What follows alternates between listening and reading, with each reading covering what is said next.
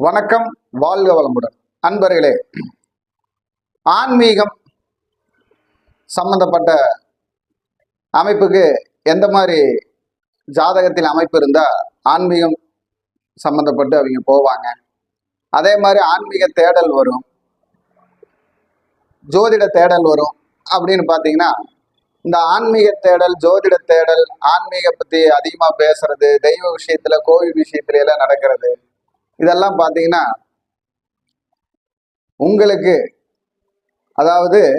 குரு நிற்கும் வீட்டிற்கு 10ஆம் அதிபதி 9ஆம் அதிபதியுடன் தொடர்பு பெற்றாலும், குரு நிற்கும் வீட்டிற்கு 10ஆம் அதிபதி 9ஆம் அதிபதியுடன் தொடர்பு பெற்றாலும்,